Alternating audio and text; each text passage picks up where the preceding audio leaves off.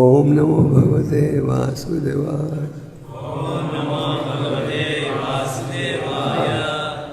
ओम नमो भगवते वासुदेवाय। ओम नमो भगवते वासुदेवाय। ओम नमो भगवते वासुदेवाय। ओम नमो भगवते वासुदेवाय। Read.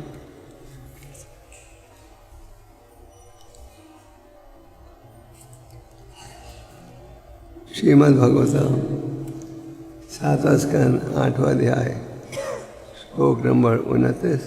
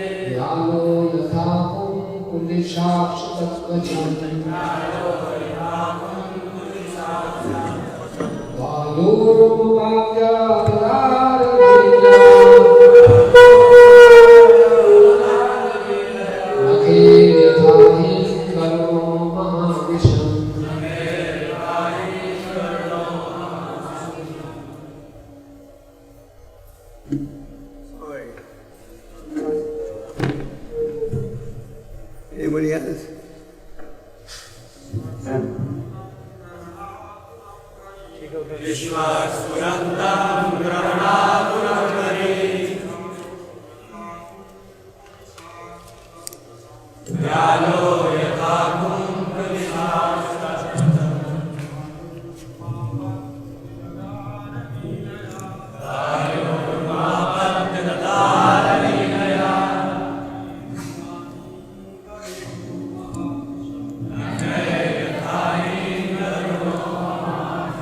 माता जी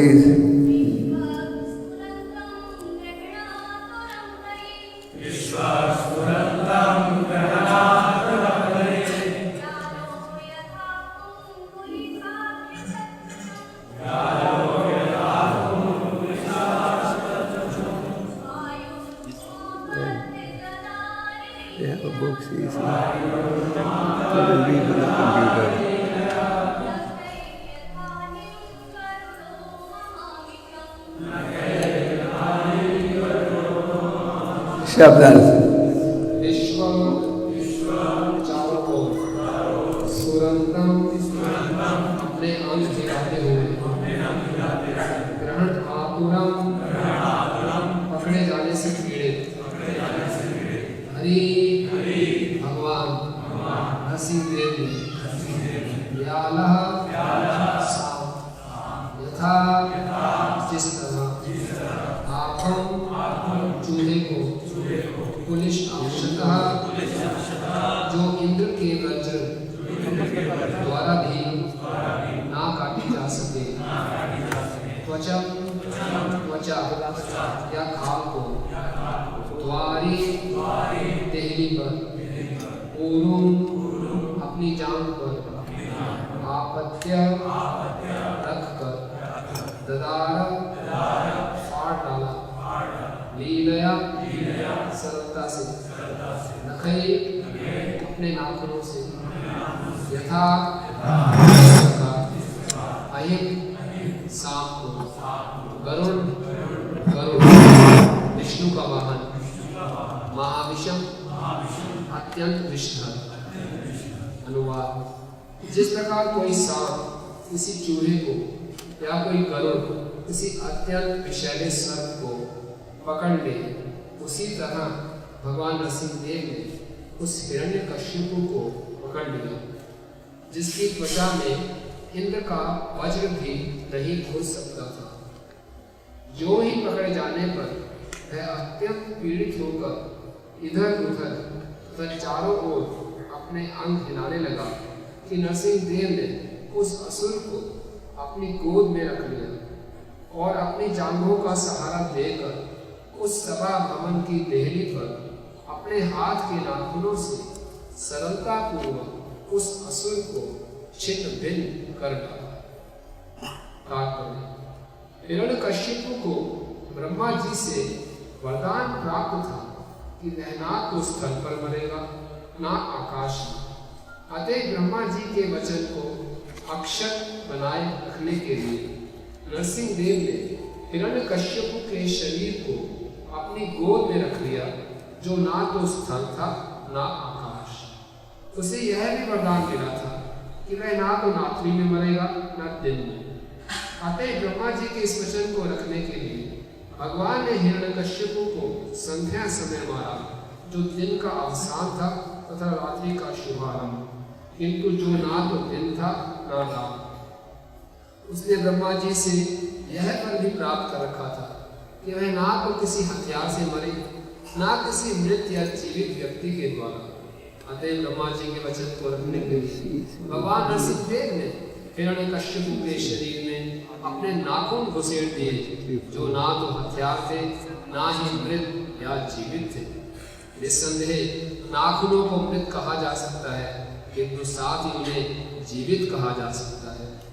ब्रह्मा के समस्त वरदानों को अक्षत बनाए रखने के लिए भगवान नरसिंहदेव ने उस महान असुर को अत्यंत विषम स्थिति में किंतु अत्यंत सरलता से मार डाला। ओम ज्ञानतिमिरन्धस्य ज्ञानाञ्जनाय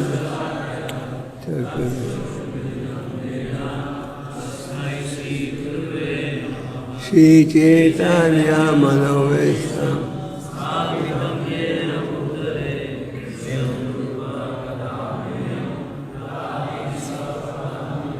जय श्री कृष्ण चैतन्य प्रभु नित्यानंद श्री अद्वैत गदाधर हरे कृष्ण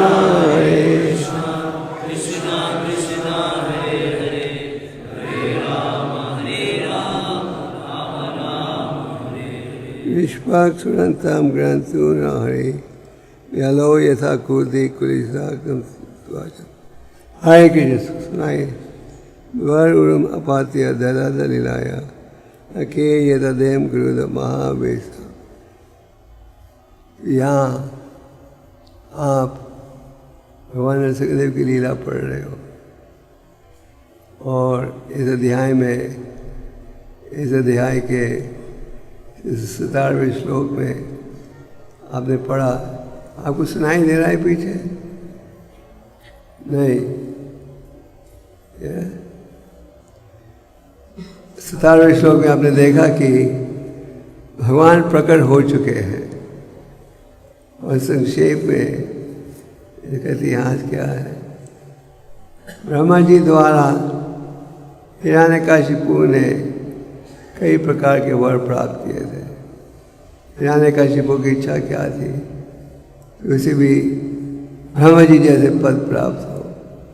और जब उन्होंने कहा कि मुझे ऐसा वर दीजिए कि मुझे मृत्यु के सामने कभी झुकना नहीं पड़े, ब्रह्मा जी ने कहा ये वर मैं कैसे दूं कि मुझे भी मृत्यु के सामने झुकना पड़ेगा।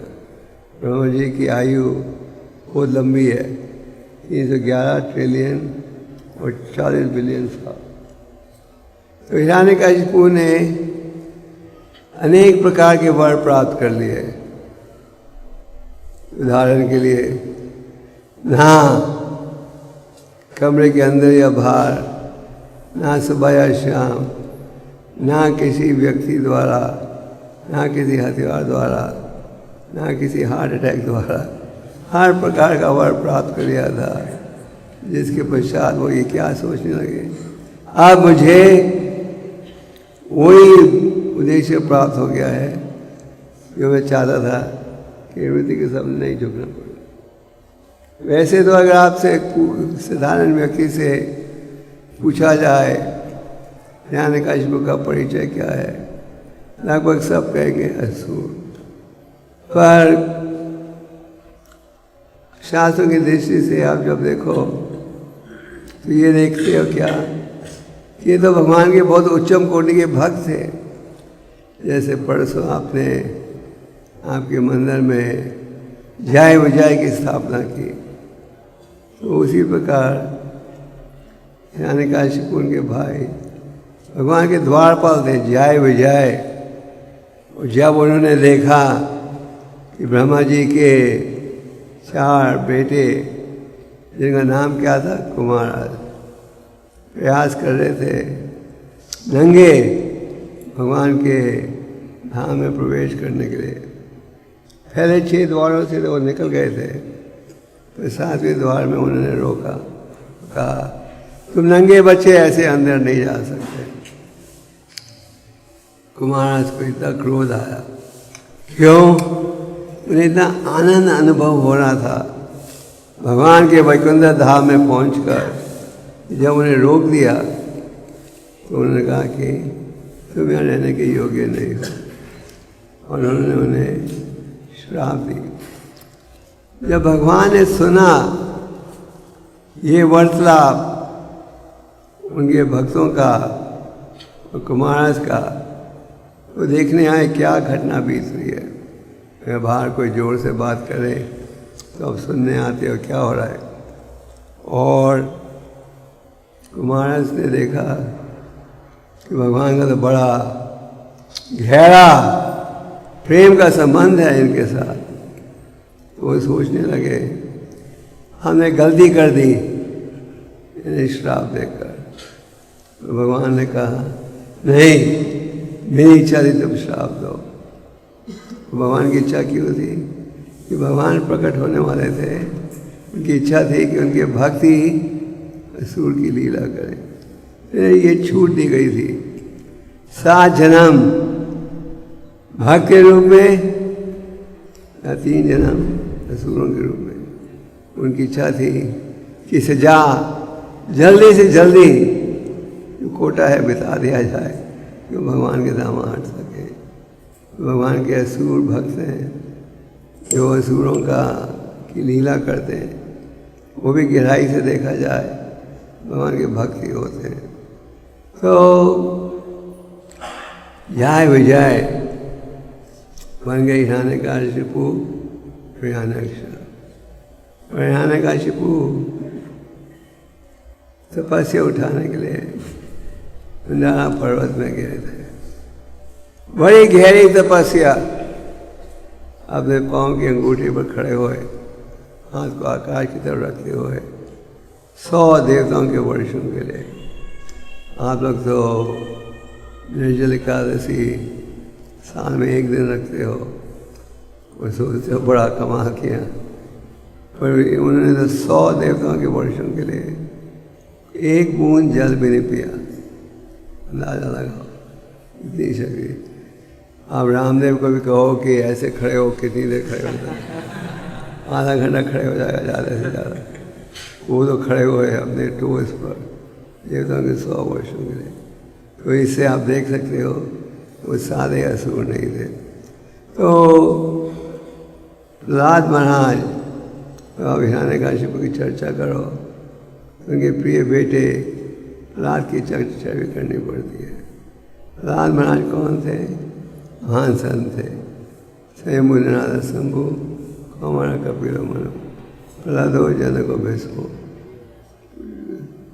महाजन में एक महाजन प्रहलाद है।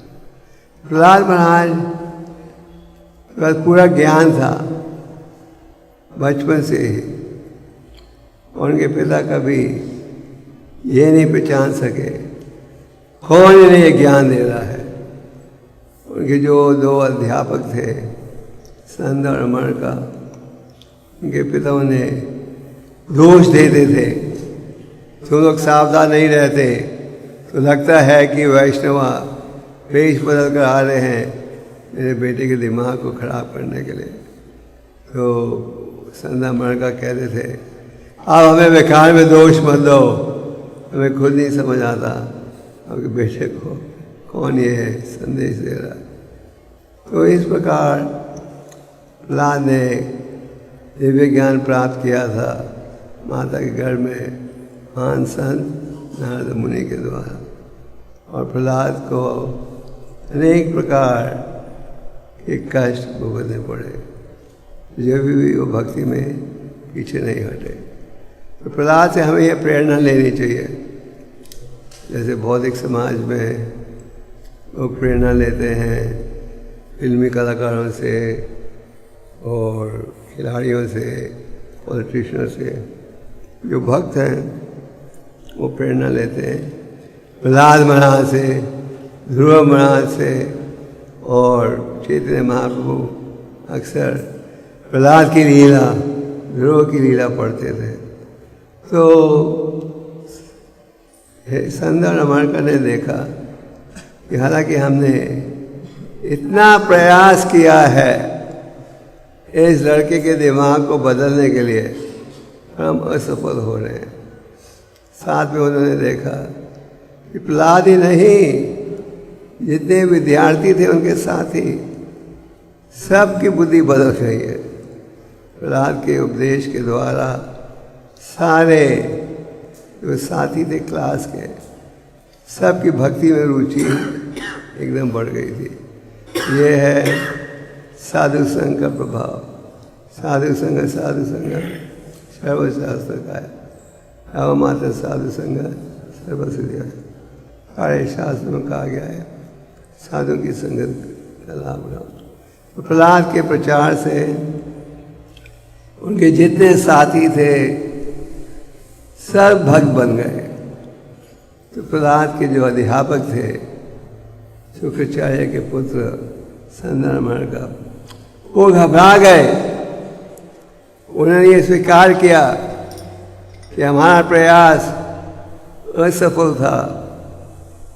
तो पहुंचे प्रहलाद के पिता के पास इस सूचना के साथ कि हमारा प्रयास असफल रहा है। आपके बेटे के प्रचार से सारे विद्यार्थी वैष्णव भक्त बन गए हैं, और हिरण्यकशिपु तो शत्रु था भगवान का। तो हिरण्यकशिपु ने बेटे से पूछा कि ये शक्ति कहाँ से आ रही है तुम्हारे में? मैंने कई बार तुम्हें रोका, राखे कृष्ण मारे कृष्ण राखे के। जिसको भगवान बचाना चाहे कोई मार नहीं सकता, जिसको मारना चाहे कोई बचा नहीं सकता।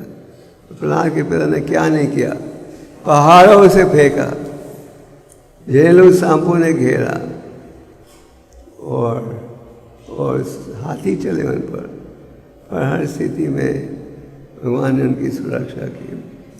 तो हिरण्यकशिपु ने निर्णय कर लिया अब इस बालक का वध करना है।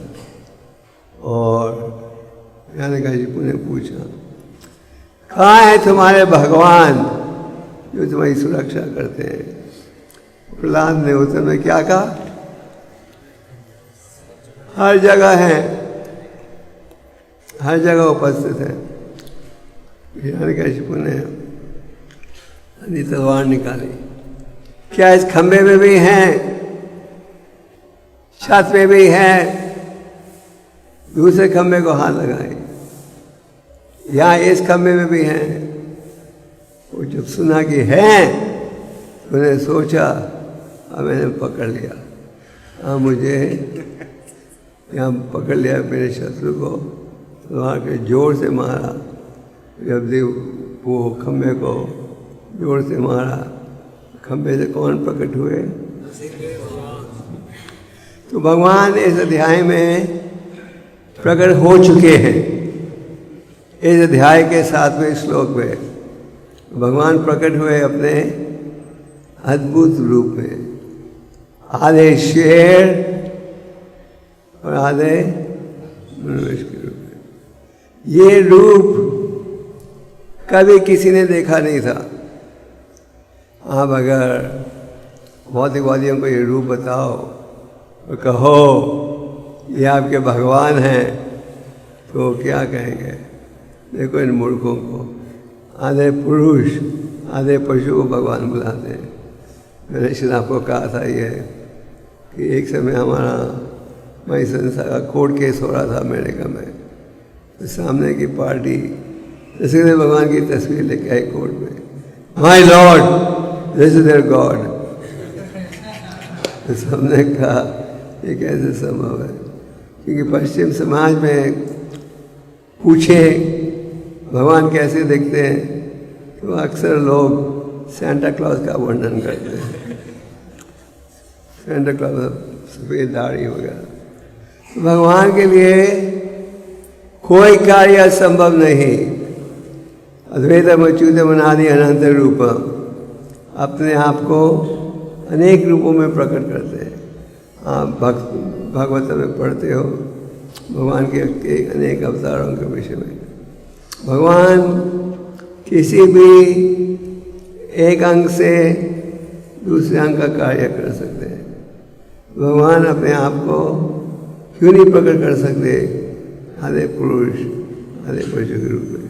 तो भक्तों का ये विश्वास है कि भगवान के लिए कोई कार्य असंभव नहीं। सेवो मुखे ही जीवन हो, सेवा के माध्यम से यह पढ़ सकते हो। वैसे तो भारत में आप जानते हो कई मायावादी भी हैं, आर्य समाजी हैं। एक समय एक प्रसिद्ध व्यक्ति मुझे मिलने आया था। मैंने कई बार कहा उसे नीचे आइए दर्शन के लिए भगवान के, वो कोई ना कोई बहाना देता गया। फिर अंत में बोलने लगा मैं मूर्ति पूजा पे विश्वास नहीं करता, इसलिए मैं मंदिरों में नहीं जाता। वो ये नहीं जानते कि भगवान अपने आप को आचर विग्रह के रूप में भी प्रकट कर सकते हैं। भगवान के लिए कोई कार्य असंभव नहीं, और कम बुद्धि के लोग सोचते हैं ये संभव नहीं। भगवान के लिए कोई कार्य असंभव नहीं। भगवान प्रकट हुए नरसिंहदेव के रूप में, और उन्होंने हिरण्यकशिपु से फिर उनकी लीला आरंभ होती है। तो आप इस श्लोक में देख रहे हो कि परम भगवान ने अंत में, पहले तो जो हिरण्यकशिपु ने जब देखा भगवान प्रकट हो गए हैं, उन्होंने अपने क्लब से मारना शुरू किया। और कई बार ऐसे दिख रहा था युद्ध में कि शायद हिरण्यकशिपु की विजय हो, भगवान शायद हार जाए। और जब ऐसे लग रहा था कि भगवान हार जाए, देवता जो इस लीला को देख रहे थे अत्यंत दुखी हो जाते थे। आप कई बार फिल्मों में देखते हो हीरो हार रहा है तो लगता है कि हार जाएगा, अंत में विजय हो जाती है। तो मुझे लगता है ये भाव उन्होंने इस लीला की नकल की है। आप देखते हो कि हिरण्यकशिपु और नरसिंह भगवान का जब युद्ध हो रहा था, ऐसे लग रहा था कई बार कि नरसिंह भगवान हार जाएंगे शायद। तो इस श्लोक में आप देखते हो कि भगवान नरसिंहदेव ने हिरण्यकशिपु को अपने लैप से उनको अपने गोद में बिठाकर तेज नाखून के साथ बड़ी सरलता से वो चीर दिया। और जैसे कि तात्पर्य में आप पढ़ते हो कि हिरण्यकशिपु का वध हुआ और सारे वर्ण जो ब्रह्मा जी ने दिए थे सबका पालन किया। ये है भगवान की बुद्धि। एक वर्ण ये था, न दिन में या रात में। उनका वध कब हुआ? शाम के समय। न अंदर न बाहर, उनका वध हुआ कहाँ? द्वार पर। न किसी हथियार के द्वारा, वध हुआ नाखून के द्वारा। तो हर प्रकार का वर्ण का पालन करते हुए उनका उनका वध किया। तो इस विषय पर प्रभुपाद जी एक समय लॉस एंजल्स में प्रवचन दे रहे थे। तो प्रभुपाद जी ने कहा, after killing Hiranyakashipu, the Lord told Brahma, don't give such benediction in future.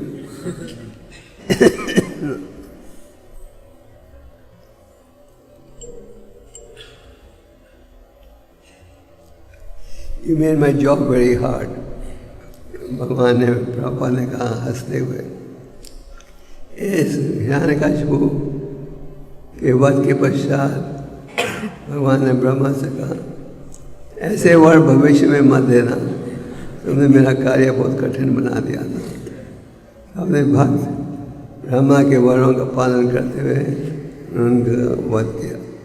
तो इस प्रकार भगवान की अनेक लीलाएं हैं और हमें इनमें क्या लेना चाहिए? कुछ नहीं चाहिए। मैं आपको आज एक चैतन्य चरितामृत का श्लोक भी पढ़कर सुनाना चाहता हूँ। हाँ, हिंदी में कोई पढ़ेगा? परसों आपके मंदिर का निर्माण हुआ, तो इस विषय में महाप्रभु का संदेश है।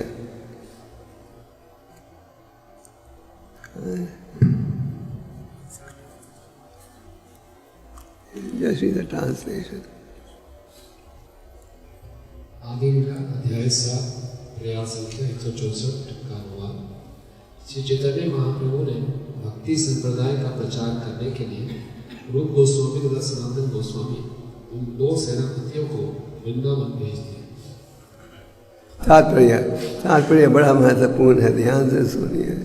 जब रूप गोस्वामी तथा सनातन गोस्वामी वृंदावन गए तो वहाँ एक भी मंदिर न था, किंतु अपने प्रचार द्वारा उन्होंने धीरे धीरे अनेक मंदिर बनवाए। सनातन गोस्वामी ने मदन मोहन मंदिर बनवाया और रूप गोस्वामी ने गोविंद जी मंदिर बनवाया। इसी प्रकार उनके भतीजे जीव गोस्वामी ने राधा दामोदर मंदिर, श्री गोपाल भट्ट गोस्वामी ने राधा रमन मंदिर, श्री लोकनाथ गोस्वामी ने गोकुलानंद मंदिर, श्यामानंद गोस्वामी ने श्याम सुंदर मंदिर का निर्माण कराया था। इस तरह धीरे धीरे अनेक मंदिर बने। प्रचार कार्य के लिए मंदिरों का निर्माण भी आवश्यक होता है। इन गोस्वामियों ने न केवल ग्रंथ लिखे अपितु मंदिर भी बनवाए, क्योंकि प्रचार कार्य के लिए इन दोनों की आवश्यकता होती है। श्री चैतन्य महाप्रभु चाहते थे कि उनका संकीर्तन आंदोलन सारे विश्व में परिव्याप्त हो जाए। अब चूंकि अंतर्राष्ट्रीय कृष्ण भावनामृत संघ ने चैतन्य संप्रदाय के प्रचार का यह कार्य अपने हाथों में लिया है, अतः इसके सदस्यों को न केवल विश्व के प्रत्येक नगर तथा ग्राम में मंदिर बनवाने चाहिए, अपितु जो पुस्तकें लिखी जा चुकी हैं उनका वितरण भी करना चाहिए और इन पुस्तकों की संख्या को भी बढ़ाना चाहिए। पुस्तकों के वितरण तथा मंदिरों के निर्माण कार्य को साथ साथ समानांतर रेखाओं की भांति चलना चाहिए।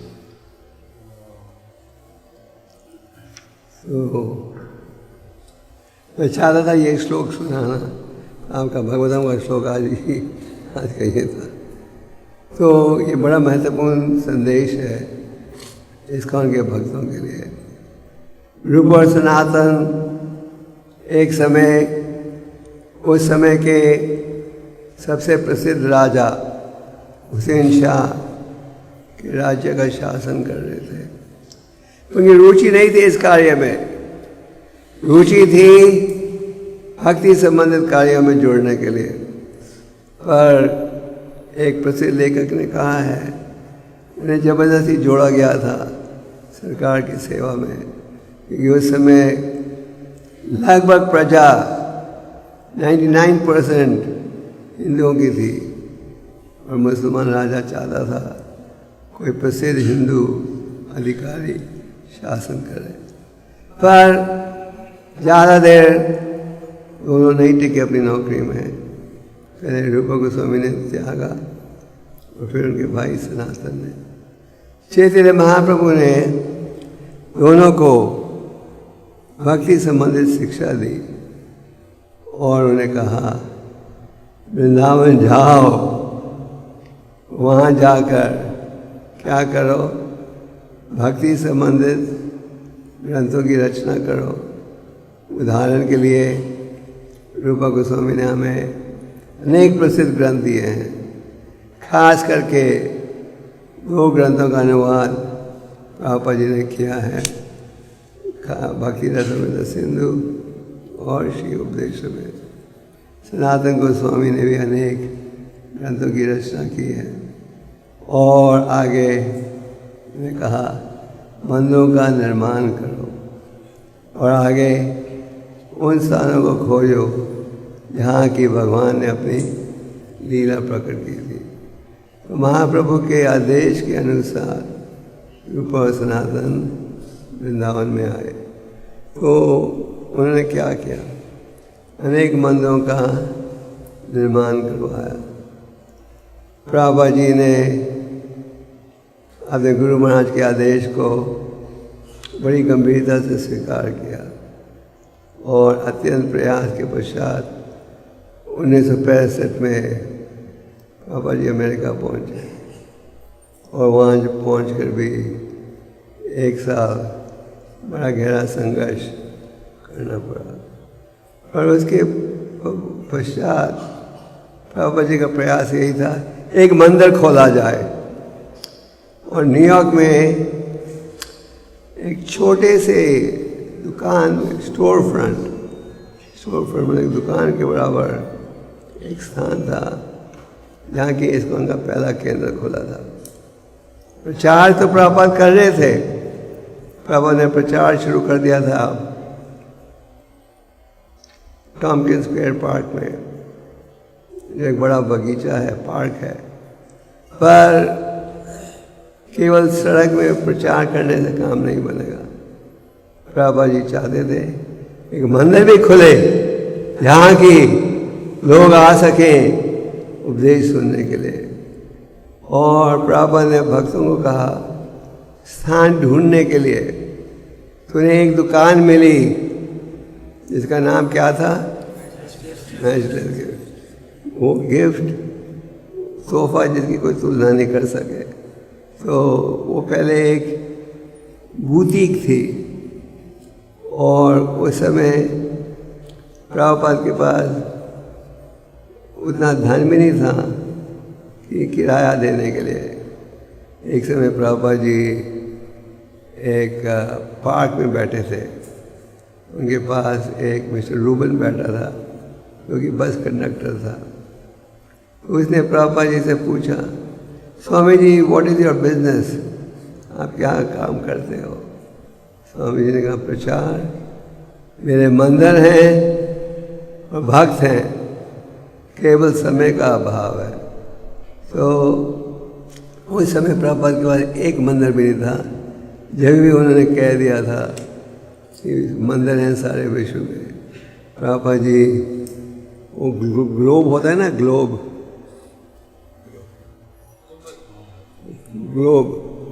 तो प्रभुपाद जी ग्लोब रखते थे अपने कमरे में और सब जगह निशाना लगाते थे कहाँ का मंदिर होना चाहिए। जबकि उनके पास एक मंदिर भी नहीं था, ना रहने का ठिकाना था। तो प्यारा मंदिर इस्कॉन में खुला था एक छोटी दुकान में जिसका नाम था मैचलेस गिफ्ट, और बड़ी मुश्किल के साथ पहले महीने का किराया भक्तों के सहयोग से दे पाए। और जैसे एक मंदिर की स्थापना हुई तो उन्होंने फिर भक्तों को भेजा सैन फ्रांसिस्को में।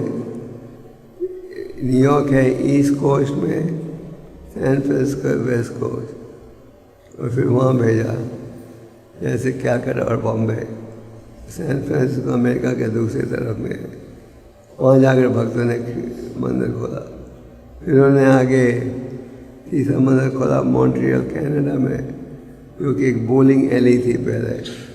तो इस प्रकार इस्कॉन के मंदिर बढ़ते गए और 11 सालों में बाबा जी ने लगभग 150 मंदिरों की निर्माण कर लिया था। पश्चिम देशों में प्रचार स्थापित करने के पश्चात बाबा जी भारत में वापस लौटे। एक दिन प्रभुपाद जी रुक्मिणी द्वारकाधीश, आपने नाम सुना है रुक्मिणी द्वारकाधीश? उनके विग्रह की स्थापना कहाँ है? Los Angeles. तो प्रभुपाद जी वो पहला मंदिर था इस्कॉन का। वो पहले एक बहुत बड़ा चर्च था और भक्तों ने वो चर्च खरीदा, और चर्च खरीदने के बाद बड़ा सुंदर मंदिर बना दिया। और प्रभुपाद जी ने राधा कृष्ण की स्थापना की, नाम दिया रुक्मिणी द्वारकाधीश। एक दिन प्रभुपाद जी रुक्मिणी द्वारकाधीश के सामने खड़े थे और रुक्मिणी द्वारकाधीश ने प्रभुपाद से कहा, आप तुम वापस इंडिया जाओ। तो प्रभुपाद ने कहा कि मेरा तो आदेश था पश्चिम देशों में प्रचार करने के लिए गुरुद्वारा, मैं इंडिया भी नहीं जाना चाहता। तो रुक्मिणी द्वारकाधीश ने कहा नहीं, जाओ वापस। तो प्रभुपाद भारत वापस आए लगभग 100 भक्तों के साथ।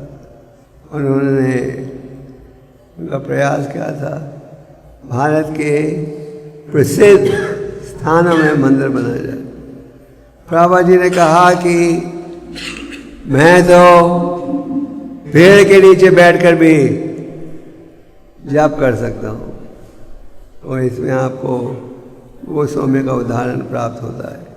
तात्पर्य में प्रभुपाद जी ने गोस्वामियों का वर्णन करते हुए कहा, रूपा गोस्वामी द्वारा राधा गोविंद जी मंदिर का निर्माण हुआ, सनातन द्वारा राधा मदन मोहन।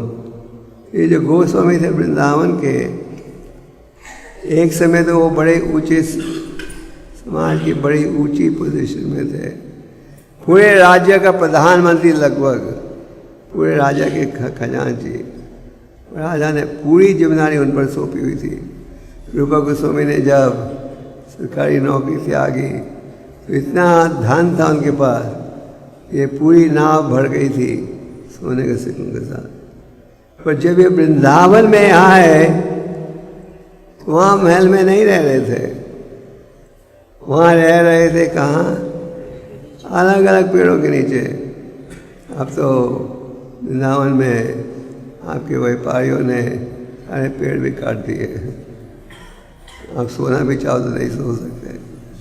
तो जो गोस्वामी थे, अपने रहने के लिए कोई पक्का ठिकाना नहीं था, कोई खाने का क्या प्रबंध नहीं कि 1 बजे प्रसाद मिल जाए, ये मिल जाए, मधुकर करके खाते थे। पर भगवान के लिए उन्होंने महल बनाए। अपने रहने के लिए पेड़ के नीचे, ये होना चाहिए हमारा भाव। ये था प्रभुपाद का भाव। प्रभुपाद जी ने कहा अपने लिए तो मुझे कुछ नहीं चाहिए, मैं तो पेड़ के नीचे बैठकर बड़े आसानी के साथ भजन कर सकता हूँ, पर वहाँ ज़्यादा लोग नहीं आएंगे दर्शन के लिए, ठीक है ना, ज़्यादा लोग नहीं आएंगे। मंदिर बनते हैं प्रजा के सुख के लिए, लोग आएंगे, भगवान के विग्रह का दर्शन लेंगे, उपदेश सुनेंगे, जीवन को सुधारेंगे। तो प्रभुपाद जी तात्पर्य में कह रहे हैं दोनों कार्य आवश्यक है, मंदिरों का निर्माण और साथ में प्रचार ग्रंथों के माध्यम से।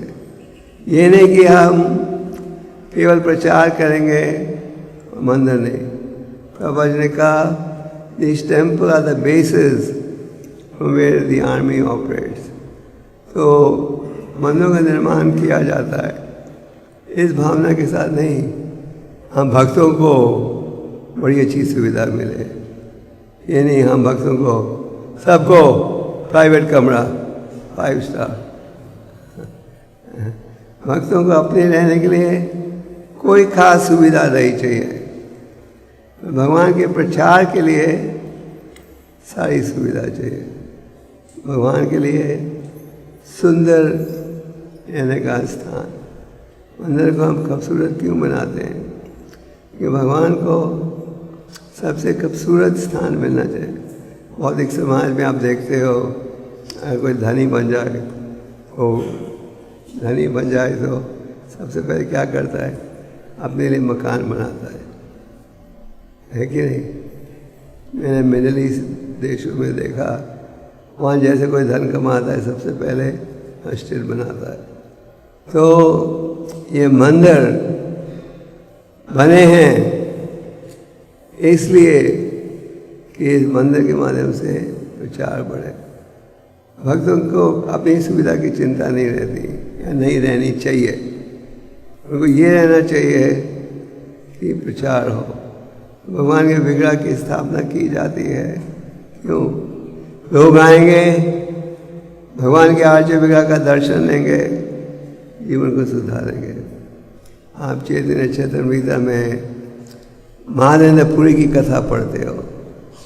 महानंद पुरी बड़े ऊंचे कोटि के संत थे। भगवान ने सपने में कहा था मेरा विग्रह यहाँ दबा हुआ है, मुझे गर्मी लग रही है, यहाँ से उठाओ, वही स्थापना करो। महानंद पुरी ने दूसरे ब्रिजवासियों से ये चर्चा की और जब वो खोदा उन्होंने उसी स्थान पर गोपाल विग्रह के एक धनी व्यापारी ने मंदिर बना दिया गोपाल विग्रह के लिए। आप इतिहास में देखते हो जितने प्रसिद्ध पुराने मंदिर हैं सब राजाओं ने बनाए थे, और यही भाव आप देखते हो पश्चिम देशों में भी। यूरोप के जितने बड़े बड़े चर्चेज हैं सब राजाओं ने बनाए थे। तो एक क्षत्रिय धनी व्यक्ति था जिसने कि गोपाल विग्रह के लिए बड़ा सुंदर मंदिर बना दिया। तो फिर महानंद पुरी ने सारे जो ब्रिजवासी थे उन्हें जोड़ा गोपाल की सेवा में। हर ब्रिजवासी अपने घर से कुछ न कुछ ला कर दे रहा था। गाय दी, सोना दिया और खेती दी। उन दिनों में हमारी संपत्ति मापी जाती थी ये देखकर कितनी खेती है, कितनी गाय हैं। आजकल हम देखते हैं कौन सी मोटर व्यक्ति चला रहा है, कौन सी कंपनी के कपड़े पहन रहा है। और सारे ब्रजवासी सब गिफ्ट लेकर आए गोपाल के लिए, गाय सोना और खेती। और थोड़े समय में ही गोपाल विग्रह धनी बन गए, सबसे धनी। तो मंदिर हम बनाते हैं, हमारा प्रयास रहना चाहिए कि लोगों को जोड़ें भगवान की सेवा में। तो इसी प्रकार आज के लोगों के पास खेती नहीं है, गाय रखने की जगह नहीं है, हमें ऐसा शुद्ध वातावरण मंदिर में रखना चाहिए कि लोग जुड़ें भगवान के दर्शन के प्रति। कई बार आपने सुना होगा, लोग कहते हैं इस्कॉन के मंदिरों में बड़ी खूबसूरत मूर्ति है, आपने मूर्ति कहाँ से बनवाई पूछते हैं। तो उन्हें समझाना पड़ता है कि मूर्ति की खूबसूरती भक्ति द्वारा प्रकट होती है। ये कोई कलाकार नहीं है जयपुर में जो मूर्ति को इतना खूबसूरत बना देगा कि मूर्ति खूबसूरत दिखेगी। अगर हम भक्ति भावना और श्रद्धा से सेवा करेंगे नियमों के अनुसार, फिर जो आंचल विग्रह है खूबसूरत दिखेगा।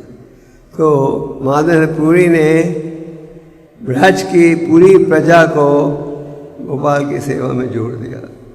उसी प्रकार हम पुजारियों का भाव होना चाहिए कि हम भगवान के विग्रह का इतना अच्छा श्रृंगार करेंगे रोज, ये नहीं केवल उत्सव वाले दिन, रोज इतना अच्छा श्रृंगार करेंगे कि लोग आएंगे क्या, भगवान का दर्शन लेने के लिए।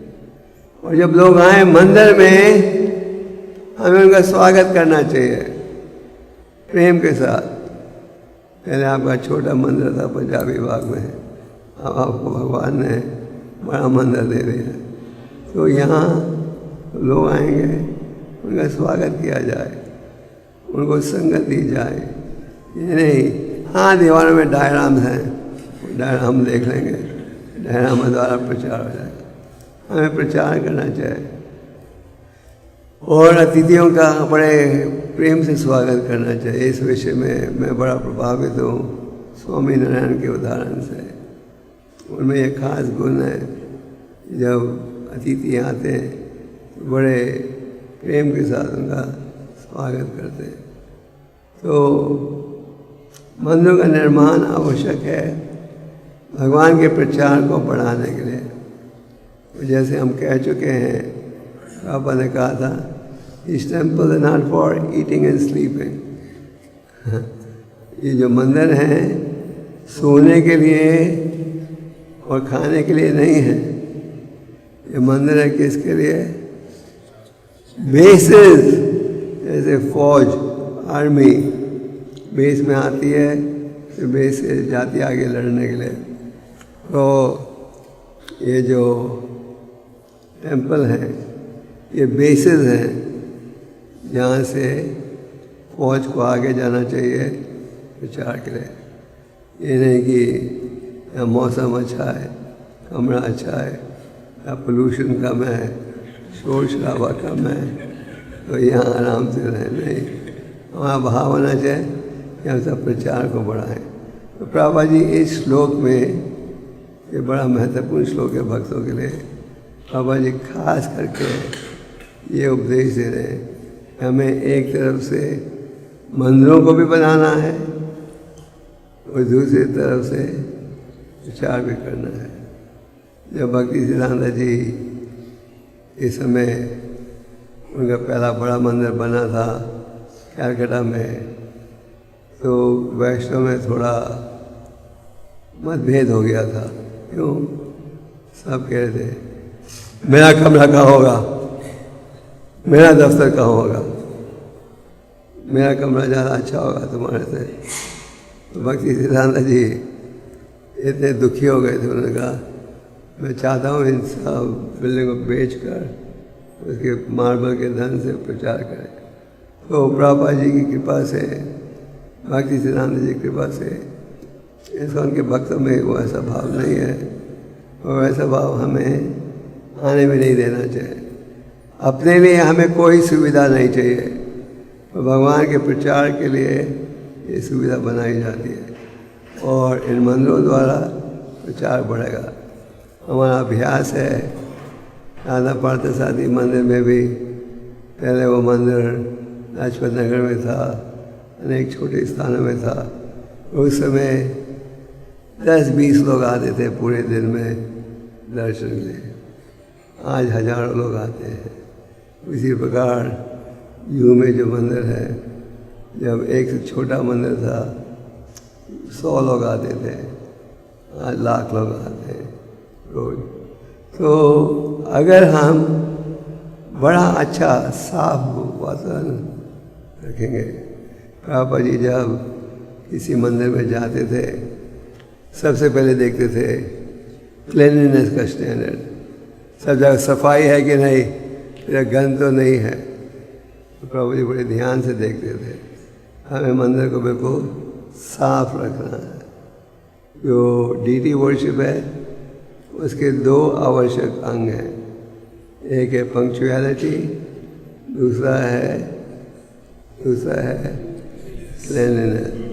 बिल्कुल ठीक समय, पहले 3-4 दिन ट्रायल एंड एरर होता है, तो उसके बाद स्टेबलाइज हो जाना चाहिए। ठीक समय आरती और बहुत सफाई। तो ये जो मंदिर हैं ये हम बनाते जाएंगे और मंदिर में बड़ा शुद्ध वातावरण होना चाहिए। एक समय में एक प्रसिद्ध व्यक्ति को मिलने गया था सरकार के कार्य के संबंध में। वो कहने लगे, स्वामी जी भारत में इतने मंदिर हैं, आप और मंदिर क्यों बना रहे हो? सबसे पहले देखा जाए इतने मंदिर भारत में नहीं हैं। अगर आप दक्षिण भारत में जाओ, हर 10 कदम में आपको एक चर्च मिलेगा, हर 10 कदम में। और बॉम्बे जैसे शहर में मंदिरों से ज़्यादा चर्चेज हैं, बॉम्बे जैसे शहर में।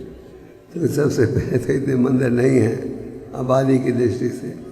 खैर वो भी तो मंदिर केवल बनाने से कार्य नहीं बनेगा, वहाँ प्रचार होना चाहिए, शुद्ध वातावरण होना चाहिए। जो पंडित हैं उनका ये भाव नहीं होना चाहिए ये हमारी आमदन का साधन है। लोग जब श्रद्धा से चंदा देते हैं भगवान की सेवा में उपयोग करने से, वो चंदा जब भगवान की सेवा में लगता है तो देने वाले को दान का लाभ होता है। अगर वो पंडित जी के जेब में जाता है तो कुछ लाभ नहीं मिलता। तो मंदिर में हमें बड़ा ऊंचा स्टैंडर्ड रखना चाहिए और लोगों को जोड़ना चाहिए सेवा में। साथ में हमें प्रचार भी बढ़ाना चाहिए, क्योंकि अभी आप प्रचार के लिए जब भी जहाँ भी जाओगे लोग कहेंगे हमने आपका नया मंदिर देखा, नया मंदिर के बारे में सुना। तो हम भक्तों का 2 मूल उद्देश्य है, मंदिरों का निर्माण और प्रचार। और जितने मंदिर खुले उतने ही कम हैं। आपके प्रभा जी की कृपा से दिल्ली NCR में लगभग 12-13 हिसाब रखना मुश्किल है, 13-14 मंदिर हैं। प्रभा जी ने दिल्ली शहर में इतना समय दिया था प्रचार करने के लिए, तो उसका फ़ायदा भी हमें आज मिल रहा है। और प्रभा जी की कृपा से ग्रंथों का वितरण भी अच्छा होता है दिल्ली में। तो ये मंदिर खुला है, प्रयास किया जा रहा है रोहिणी में भी मंदिर खोले अगले 1.5 सालों में, द्वारका का और अनेक।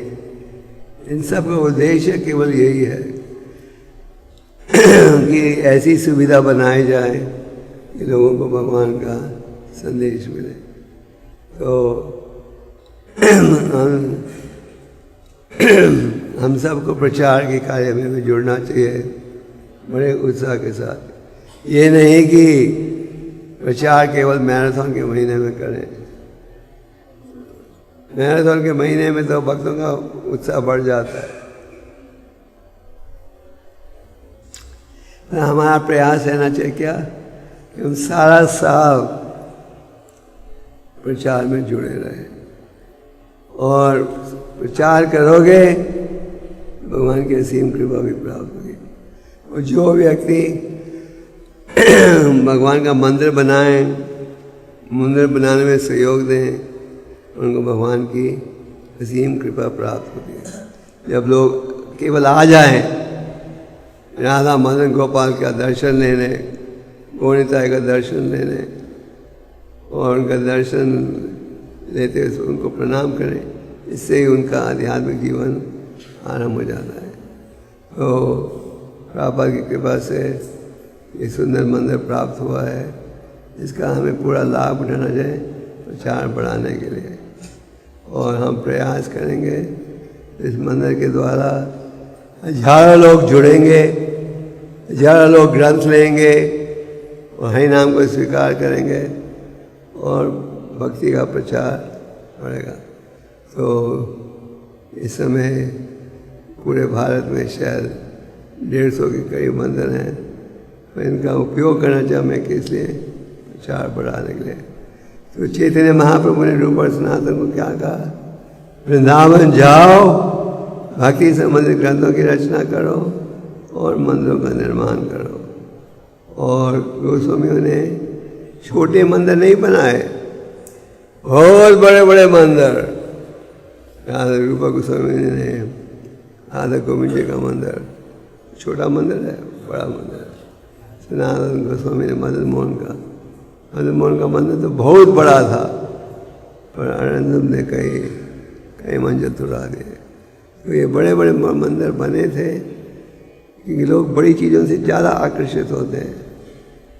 छोटे मकान को कोई नहीं देखता, बड़े मकान को सब देखते हैं।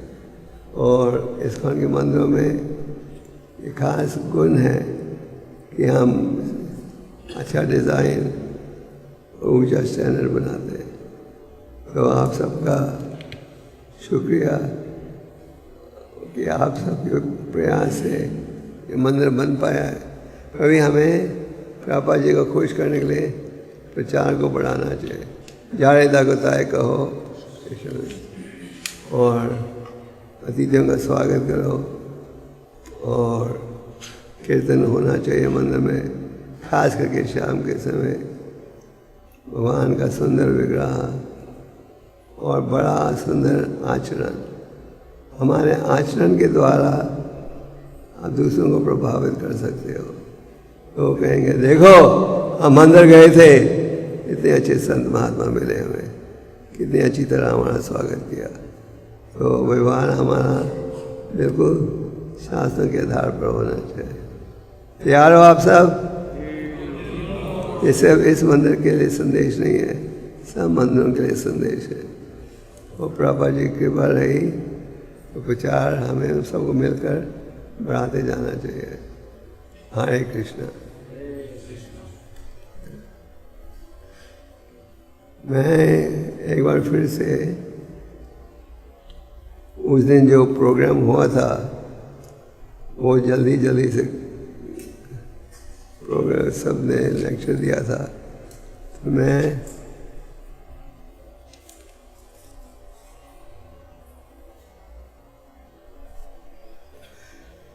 एक बार फिर से उन कई भक्तों का आभार प्रकट करना चाहता हूँ। सबसे पहला तो आभार है उषा भारद्वाज, उनके पति वो खानदान का जिन्होंने हमें ज़मीन दी है। उसके पश्चात वेद व्यास प्रभु जिनके प्रयास से मंदिर बन पाया। मैं रामनारी और उनकी पत्नी का भी आभार प्रकट करना चाहता हूँ कि कम से कम वो लोग यहाँ आए और उन्होंने खेती मंदिर की देखभाल की। रामनारी किधर है? रामनारी है ना? उनकी पत्नी है किचन में, क्योंकि मुझे याद है कई साल ये ज़मीन थी हमारी, कोई था नहीं था चौकीदारी के लिए। हमने रामनारी और उनकी पत्नी को यहाँ रखा था मंदिर की चौकीदारी करने के लिए। उन्होंने चौकीदारी अच्छी तरह की। मैं समूह का प्रभु का भी आभार प्रकट करना चाहता हूँ। समूह का वो कहा प्रभु how many years you were here? How many years you served here? उनका व्यवहार प्रकट करने चाहता कि 4 साल उन्होंने मेहनत की, चाहे तुझ सेवा भी हो, हमें उनका आभार प्रकट करना चाहिए। उन्होंने भी काफ़ी सेवा की। और फिर वेद व्यास के सचिन शर्मा जी और रासा प्रिया ने काफ़ी मेहनत की ये सजावट ब्यूटीफाई करने में। आप सभी उनको बुला रहे हैं। रावनारी इधर आइए। आप कितने साल थे यहाँ? कितने साल थे यहाँ बाहर बहादुरगढ़ में? 15 साल। कितने साल चौकीदारी की? 15 साल। ये जमीन की चौकीदारी कितने साल की?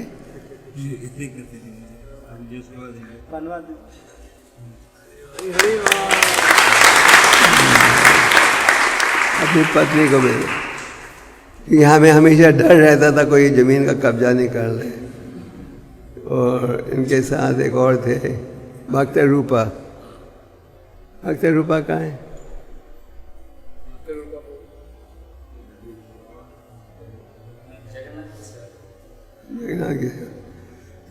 भक्त रूपा यहाँ कितने साल से है? तो 8-9 साल पहले हमने भक्त रूपा को भी भेजा था सानगर से इनका रावणानी का सहयोग देने। हमें सब भक्तों का आभार प्रकट करना है। सिर्फ जो बड़ी सेवा करें नहीं, तुझ सेवा करें उनका भी आभार प्रकट करना है। और कोई और किसका नाम तो नहीं रह गया? और किसका नाम? कुछ नहीं किया। हाँ, where is he? He was too short. He was coming here only once a week. No, for a few months he was there.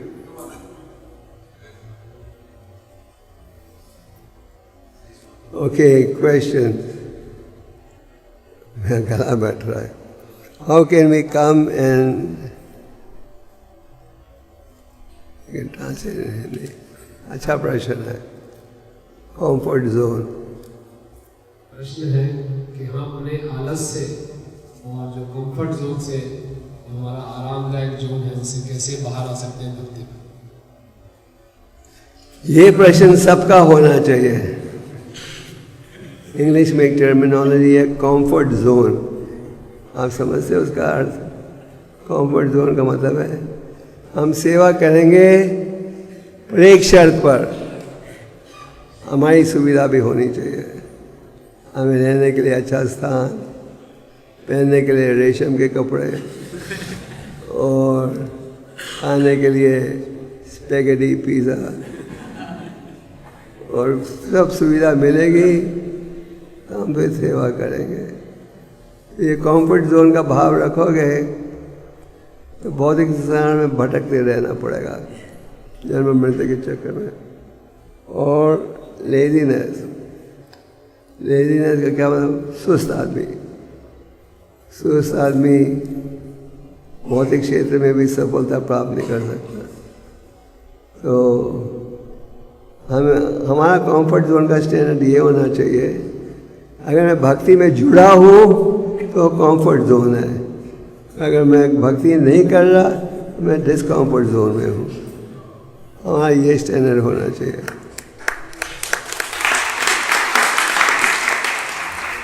ये है रावनानी प्रभु की पत्नी। आपका भी बहुत आभार।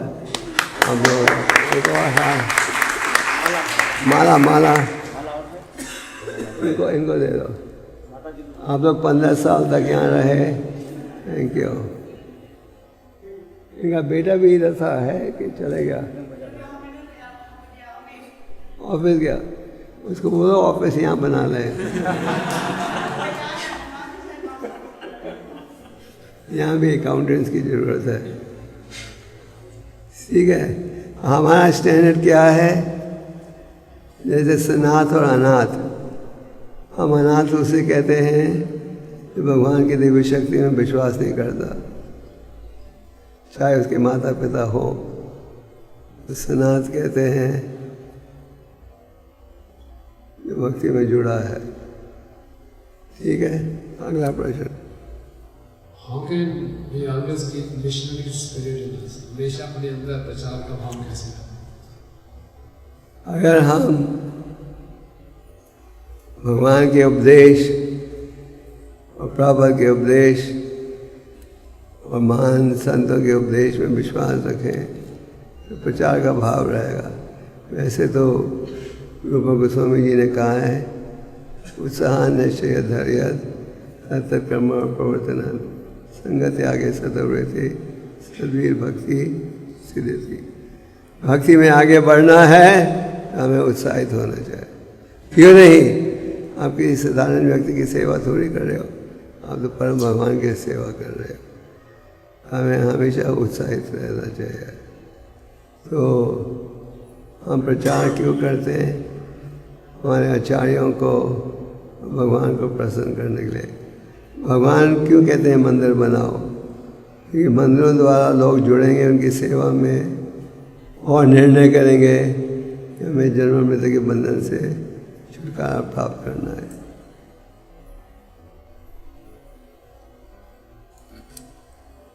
सेवा और साधना में संतुलन कैसे बना के रखें? सेवा और साधना दो चीजें हैं जिसपे हम ध्यान दें जिससे सब कुछ ठीक हो जाए। साधना एक रूप से सबसे महत्वपूर्ण है। साधना अच्छी रहेगी तो चेतना ठीक रहेगी, चेतना ठीक रहेगी तो भाव भी ठीक रहेगा। तो साधना इज मोर इम्पोर्टेंट। पर इतनी अच्छी साधना भी मत करो कि सेवा का समय नहीं मिले। कई बार भक्त जो हैं सुबह से रात तक समय लगा देते हैं 16 माला करने में। सेवा साधना रखो, सेवा भी साधना रखो। प्रभुपाद जी कहते थे बीमारी का इलाज करने के लिए 2 चीज़ों की आवश्यकता है, खुराक और दवाई। हमारी दवाई है चैंटिंग एंड रीडिंग, खुराक है सेवा। अगर केवल दवाई लोगे, खुराक नहीं लोगे तो इलाज होगा नहीं होगा। तो दोनों चाहिए हमें। सेवा के लिए भूखे होने चाहिए। और कोई प्रश्न? Yes.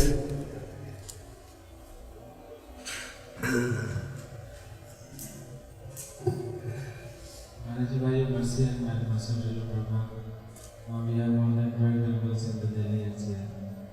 So, what is your vision and how you see Delhi in the future? Vision you should try to... The vision keeps changing every day. The vision keeps changing every day, so I won't say I have a definite plan because it's hard to understand Krishna's plan. Because now there are 2 new temples that we're going to start, which were not on my plan list earlier. But I have 2 different groups of devotees in Delhi who are saying, we'll buy the land and build the temple, don't worry, we'll come up with all the money. So Prabhupada did say one thing, in Delhi, in every nagar you can have a temple. So how many nagars are there in Delhi? Lajpat Nagar, this Nagar, that. 1000 nagar तो होंगे, 1000 से भी ज़्यादा। तो प्रभुपाद जी ने कहा था हर नगर में मंदिर खोल सकते हो। तो हमारा विजन यही है कि पृथ्वी में के हर कोने में प्रचार हो और लोग, आप भक्त लोग उत्साह से प्रचार कीजिए। जैसे आपका उद्धार हुआ है दूसरों का भी उद्धार करो। तो और अंत में जो भगवान देखते हैं ये भक्त बड़ा श्रद्धालु है तो फिर उसे सफलता भी देते हैं। हमारी तो यही इच्छा है चाहे मंदिर बने या नहीं बने, हमारे भक्त घर घर जाएं प्रचार के लिए। ये नहीं कि अगर किसी इलाके में मंदिर नहीं है तो वहाँ प्रचार नहीं करेंगे, ठीक है ना। जैसे प्रभुपाद जी वृंदावन को ले गए, जैसे आज से झूलन यात्रा शुरू होने लगी है 5 दिन के लिए। कई लोग वृंदावन में 13 दिन की करते हैं, प्रभुपाद ने कहा हम लोग 5 दिन की झूलन यात्रा करते हैं।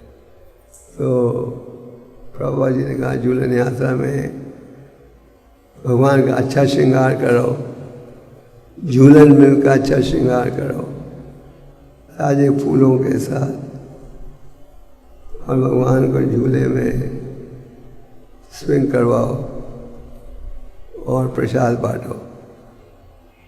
सिंपल। हमारा तो ये प्रयास है सब जगह प्रचार बढ़े। कंफर्ट जोन से सबको निकल जाना चाहिए। हमारा कंफर्ट जोन है सेवा में जुड़ना।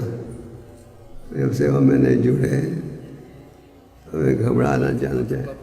ओह, एक और हाल है, ये भक्त रूपा, ये 8 साल तक थे।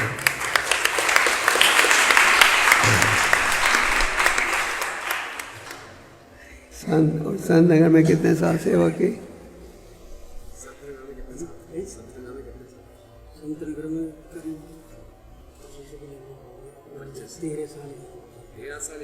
13 साल इन्होंने माधुगर में सेवा की।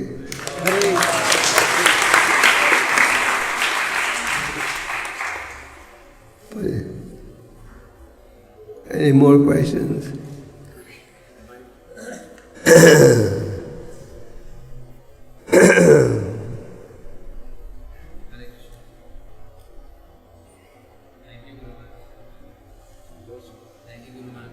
Everything is new here except the sound system.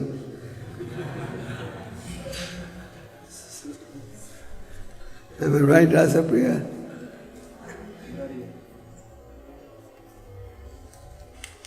Okay, quickly.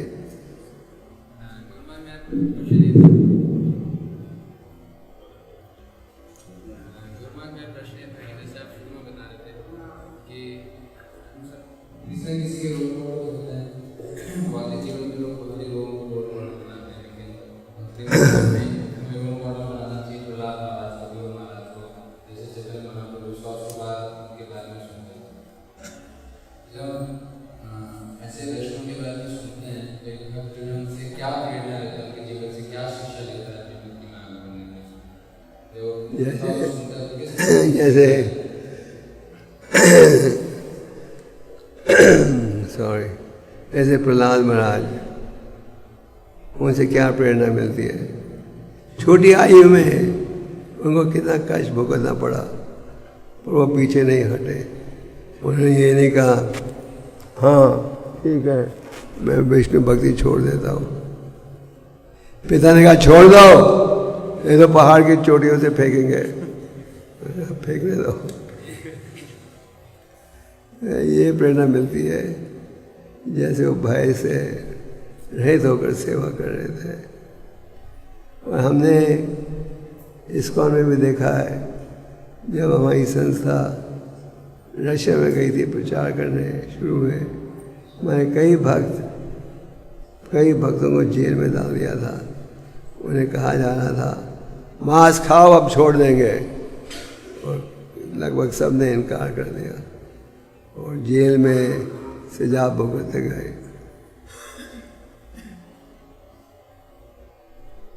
Liberia Africa में कई साल पहले उग्रवादियों ने एक माता जी को मार दिया था। तो संक्षेप में प्रयास रहना चाहिए कि हम सदा सेवा में जुड़े रहे। Any more question?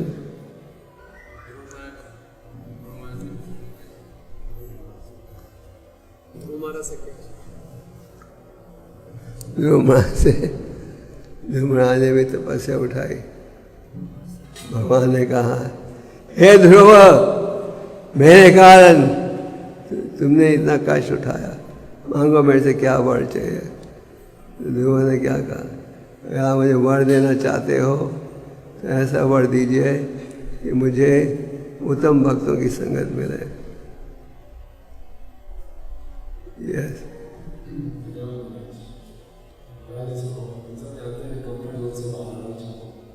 लेकिन जब हम कि नहीं ये सुविधा नहीं मिली तो मैं चैनिंग भी नहीं कर पाऊंगा, खराब हो जाएगा, ऐसा क्या लगता है। कृष्ण को सोचने तो चाहिए, मन में ऐसा है कि सुविधा मिलेगी तो मैं अच्छे ढंग से जब कर पाऊंगा, सेवा कर पाऊंगा। कई बार ये कंफ्यूजन होता है कि भगवान कैसे डिसाइड करेंगे। मुझे तो लगता है भगवान की प्रभा की कृपा से इस्कॉन के भक्तों के पास अधिक सुविधा है। कई बार इतनी हो जाती है कि डेंजर जोन में आने का डर रहता है। हमें बिल्कुल सावधान रहना चाहिए कि हम इसका मिसयूज़ नहीं करें। मिनिमम सुविधा क्या चाहिए आपको? रहने के लिए स्थान, खाने के लिए प्रसाद। तो प्रसाद भी आपको मिल जाता है।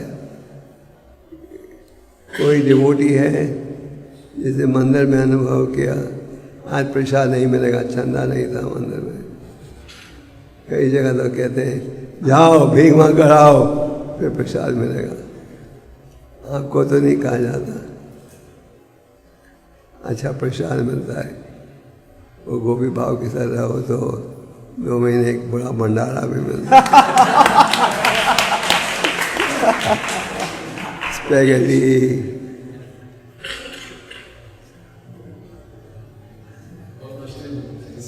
असल में परम भगवान ने इस्कॉन में जितनी सुविधा दी है शायद ही किसी और संस्था में इतनी सुविधा हो। उल्टा में डर ये रहता है कि लोग इसके कारण लेजी नहीं बन जाए।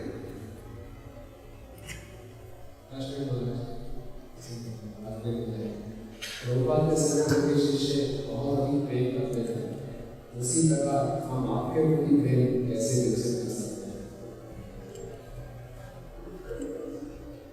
प्रेम, असली प्रेम प्रकट होता है आदेश का पालन के साथ, हंसने के साथ नहीं, नाचने के साथ नहीं।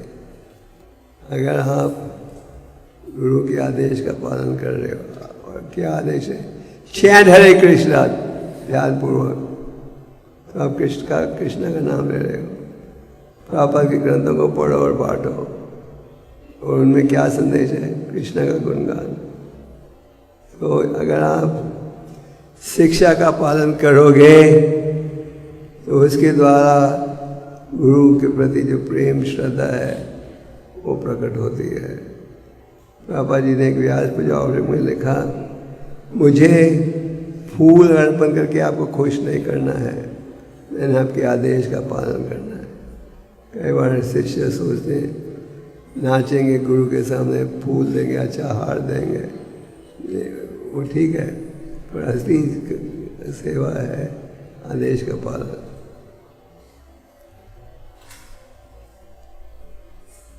ओके, जैसे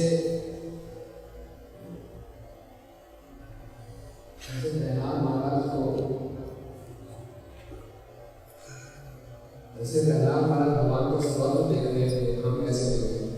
भगवान को सब जगह देख रहे थे, हम कैसे देख सकते हैं?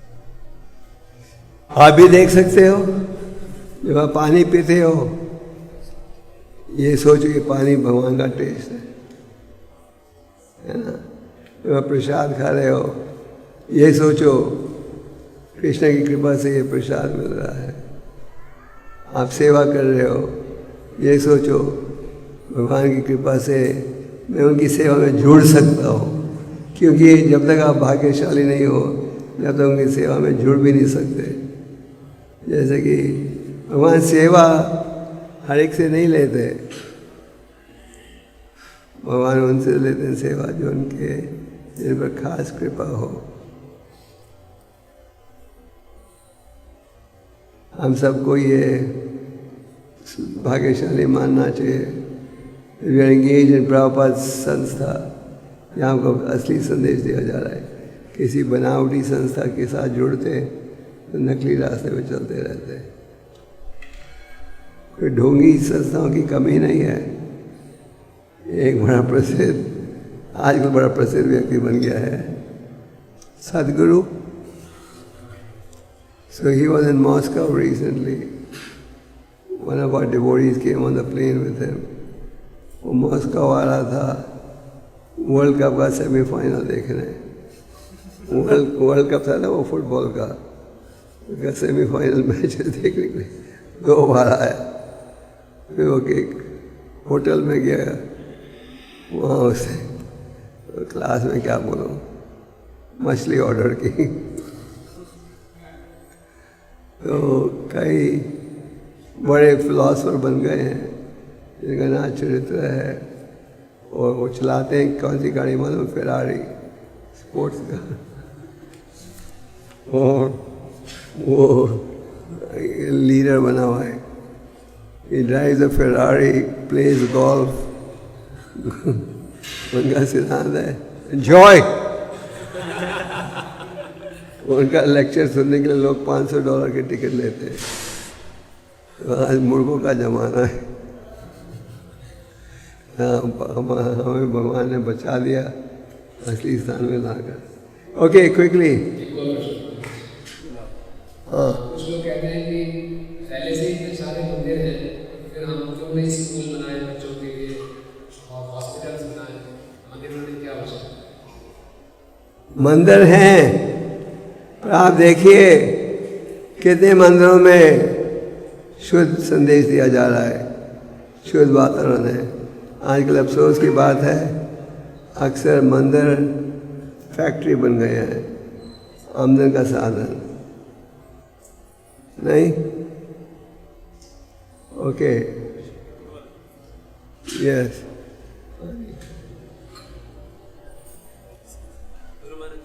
Yes, yes, ask. You mentioned about the 4 Kumaras and Jai Vijay.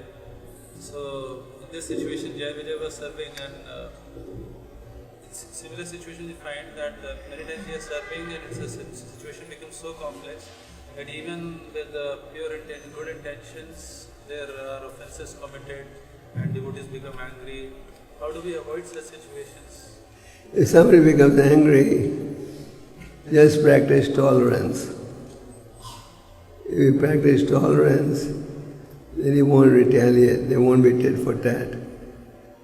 उनका कहना है कि कई बार हम प्रयास करते हैं श्रद्धा से सेवा करने के लिए और कोई गुस्सा आ जाता है, क्रोधित हो जाता है। तो एक चीज़ हमें नहीं भूलना चाहिए, महाप्रभु का संदेश सिन्हान भी सुनिचेना रोड़ पैसा न मानी न मना देना। अगर हम कृष्णनाथ काविराज ने कहा है ये संदेश इतना महत्वपूर्ण है कि हमें इसे गले में बांध कर रखना चाहिए। दूसरे शब्दों में हमें हमेशा याद रखते रहना चाहिए। तो मान लो दूसरा व्यक्ति गुस्सा हो रहा है आप पर, आपने ईमानदारी से प्रयास किया है सेवा करने के लिए, सह लो।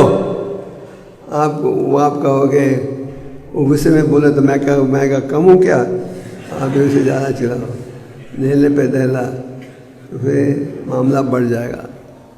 दूसरा व्यक्ति क्रोधित है, आप सह लेते हो, मामला ठंडा हो जाएगा। दूसरा व्यक्ति खुद बोलेगा मैं तो पागल हूँ, मैं चिल्ला रहा हूँ, और वो चुपचाप बैठ जाए। मदाई ने पत्थर फेंका था नित्यानंद पर और खून बह रहा था, और गाय ने देखा अरे मेरे भाई ने पत्थर फेंका है, जब ये कुछ नहीं कह रहा। तो फिर मदाई ने देख के हृदय में एकदम पछतावा हुआ, मैंने पत्थर फेंका और उसने वापस नहीं कुछ किया। तो being tolerant, you don't agitate the issue. Yes.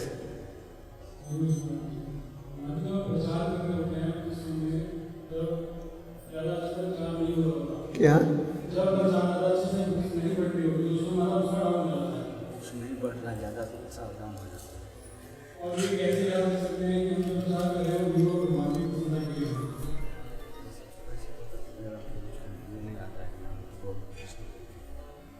आपका प्रश्न ये है, आप प्रचार में जाते हो, प्रयास करते हो ग्रंथों को बांटने के लिए, पर उतनी मात्रा में नहीं बढ़ते। आपको उदास नहीं होना चाहिए। मैंने कई बार आपको उदाहरण दिया है, जबकि भगवान नित्यानंद और हरिदास महाप्रभु के आदेश के अनुसार घर घर जा रहे थे।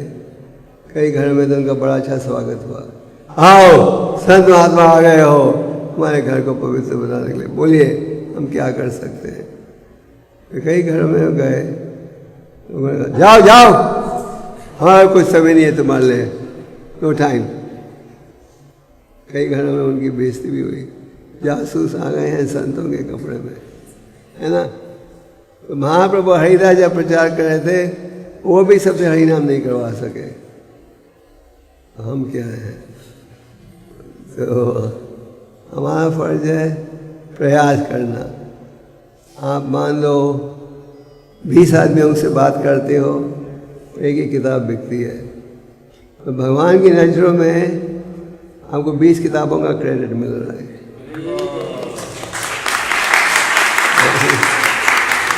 मंदिर में जब स्कोर पढ़ेंगे तो एक किताब का क्रेडिट देंगे, और राधा मदन गोपाल की नज़रों में आपको 20 किताबों का क्रेडिट मिलेगा।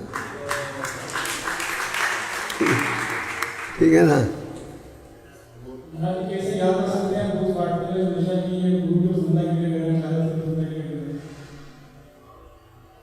आप करते जाओ, उसी में याद खास याद करने की जरूरत नहीं, ये करते जाओ सेवा के माध्यम से, खुद ही खुद। उसका अर्थ है आप याद कर रहे हो, ठीक है ना। और गुरु भी क्यों कहता है, क्योंकि प्रभुपाद ने कहा ग्रंथ में है क्या, भगवान का गुणगान। किसी ग्रंथ में प्रभुपाद का गुणगान थोड़ी है, सारे ग्रंथों में कृष्णा इज सुप्रीम, इस विषय की चर्चा है कि नहीं। अंत में गुरु परंपरा हो, गुरु हो, साधु हो, सबका कर्तव्य बनता है कृष्ण का गुणगान करें। ये मंदिर भी बनाए किस लिए, भगवान के सामने झुकेंगे, भगवान की कृपा प्राप्त करेंगे, जीवन को सुधारेंगे, ठीक है ना। अल्टीमेटली हम सबका ऑब्जेक्टिव क्या है, सदा always remember Krishna, never forget Krishna.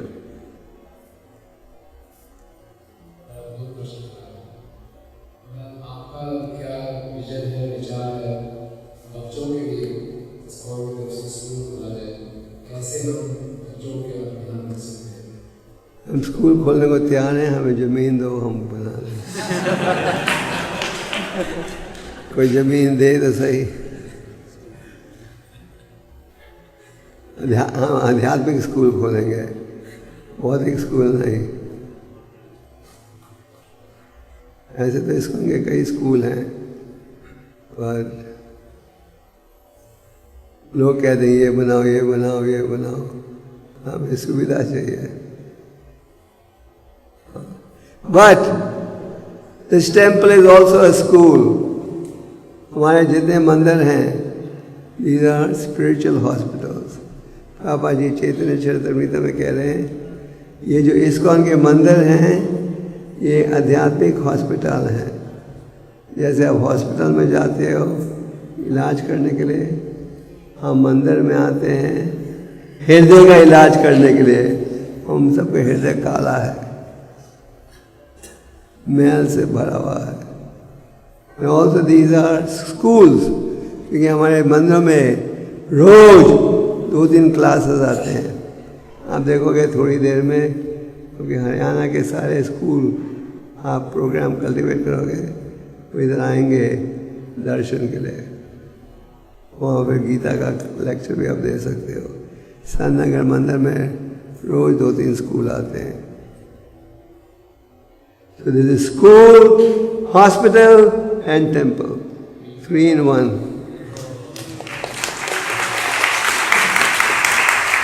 Yeah. School, hospital and temple. जैसे जो बच्चे हैं स्कूल में चल रहे हैं, उनको कैसे उनका ध्यान रखें? क्या? बच्चों का खास कर बच्चों का ख्याल कैसे रखा जाए? जैसे देखते हैं बुद्धों के बाद में बच्चों को जो नहीं I'm sorry. जो भक्तों के परिवार में बच्चे हैं भक्ति नहीं कर पाते, हमारे पास कैसा प्रोग्राम ये मैंने तो ये देखा है, भक्तों के बच्चे इंजीनियर बनते हैं, कर्मियों के बच्चे भक्त बनते हैं। वर्णाश्रम in reverse care. So what is your question? कैसे हमारी स्थिति को ठीक रखें? ये माँ बाप के ऊपर है, हम इसको की तरफ से कुछ नहीं कह सकते। ये माँ बाप प्रयास तो करते हैं, वातावरण बहुत बिगड़ा हुआ है। Any more questions? अगर कोई किसी बुरी आदत से परेशान है या उस समस्या से कैसे बाहर निकले? बुरी आदत से परेशान, बुरी आदतों से कैसे बाहर निकले? पापा जी कहते थे everything is possible with determination. अब ये निर्णय कर लो, ये आदत जहर है मेरे लिए। रूपा गोस्वामी कहते हैं, हे मेरे मित्र, जो भी कीमत भरनी पड़े भरो, और कृष्ण भक्ति को हाथ से मत फिसलने दो। तो चैतन्य महाप्रभु ने कहा सनातन गोस्वामी को, गुरु की शरण लो, गुरु की सेवा करो, पूछो कैसे उन्नति कर सकते हो, और कुछ त्यागना पड़े तो त्यागो, भक्ति को मत फिसलने दो। मान लो आपको कोई बीमारी हो जाए, सीरियस बीमारी, डॉक्टर कहे ये छोड़ो तो छोड़ते हो ना। Okay, any more question? Last question.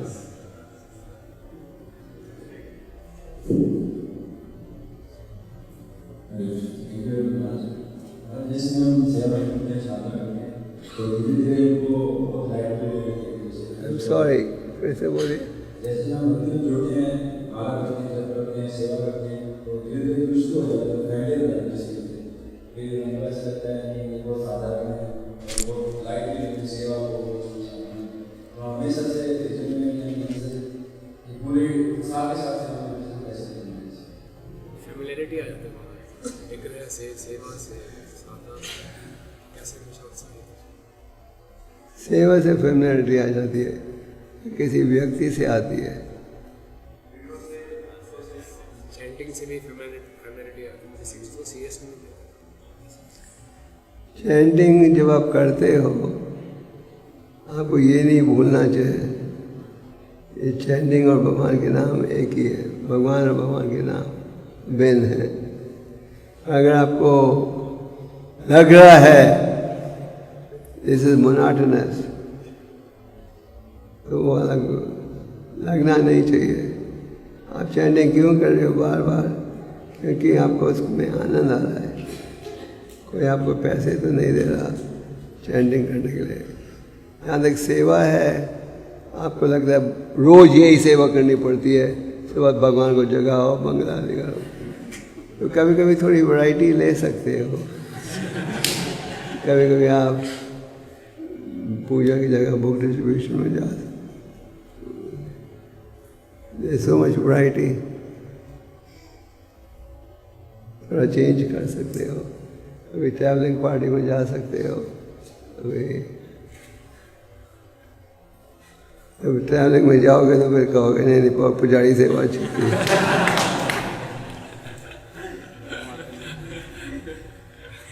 ठीक है, और कुछ? ओके, हाँ पूछिए।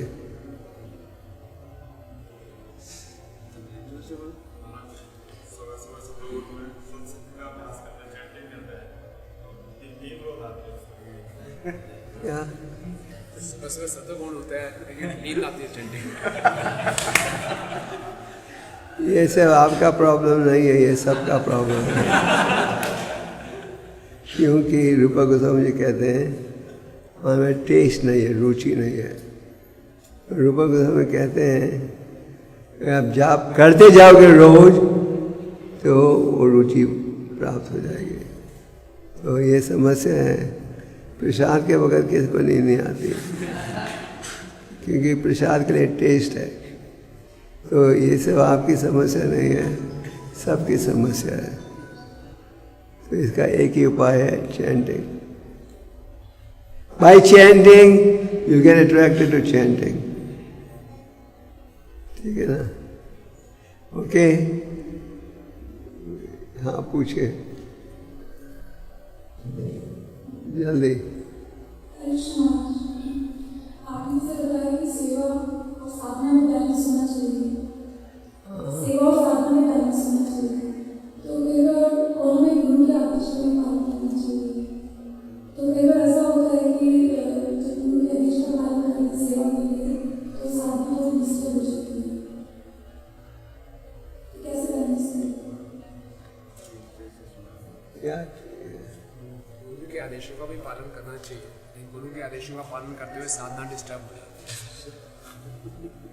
अगर आपको लगता है कि इतनी ज़्यादा सेवा दी गई है कि अभी साधना में तकलीफ हो रही है, आप मंदिर के अधिकारियों से डिस्कस कर सकते हो।